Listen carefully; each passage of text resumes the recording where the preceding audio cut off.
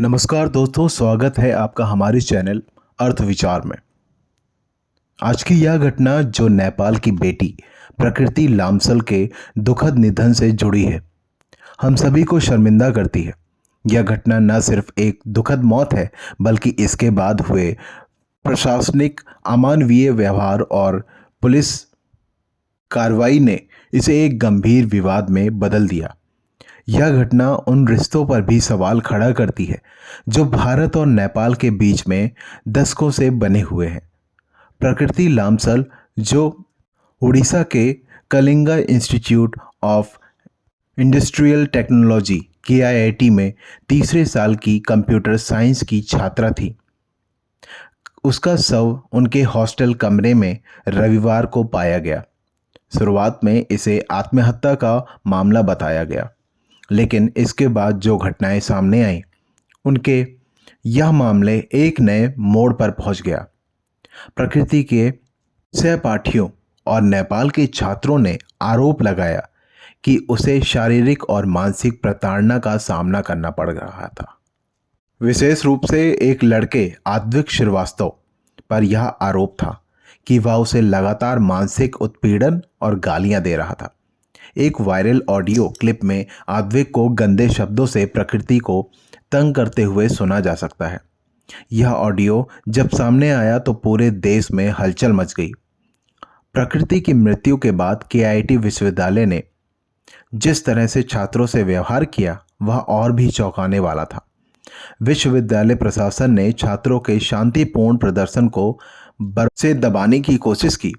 Video में साफ देखा जा सकता है कि कैसे विश्वविद्यालय में सुरक्षा गार्ड और अधिकारियों ने नेपाल के छात्रों के साथ दुर्व्यवहार किया।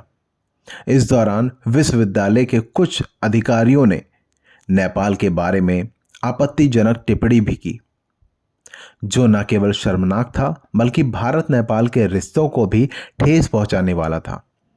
KIIT के अधिकारियों के खिलाफ कार्रवाई हुई और आद्विक श्रीवास्तव को आत्महत्या के लिए उकसाने के आरोप में गिरफ्तार किया गया। इसके अलावा विश्वविद्यालय के 3 उच्च अधिकारी और 2 सुरक्षा गार्ड भी गिरफ्तार हुए। लेकिन असली सवाल यह है कि इस पूरी घटना में KIIT प्रशासन और राज्य सरकार का क्या कर्तव्य था? क्यों नेपाल के छात्रों को गुमनाम तरीके से बाहर निकाला गया और क्यों इस मामले को पहले दबाने की कोशिश की गई?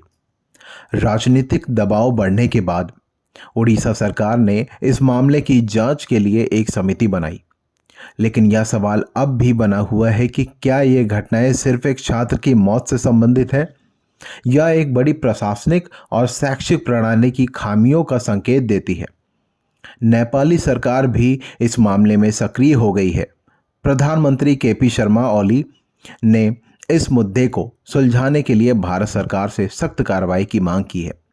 वहीं KIIT ने भी सार्वजनिक माफ़ी मांगी और कुछ अधिकारियों को सेवा से हटा दिया। लेकिन सवाल यह उठता है कि क्या यह माफ़ी और कार्रवाई पर्याप्त है?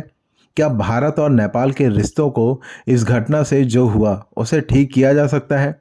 क्या भविष्य में ऐसी घटनाओं को रोकने के लिए KIIT जैसे संस्थानों को जवाबदेह ठहराया जाएगा?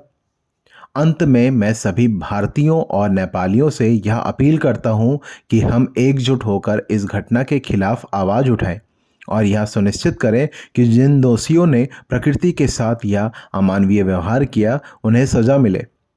हमें याद रखना होगा कि भारत और नेपाल के रिश्ते सदियों पुराने हैं और इस तरह की घटनाएं हमारे सांस्कृतिक विरासत और मित्रता को नुकसान पहुंचाती हैं।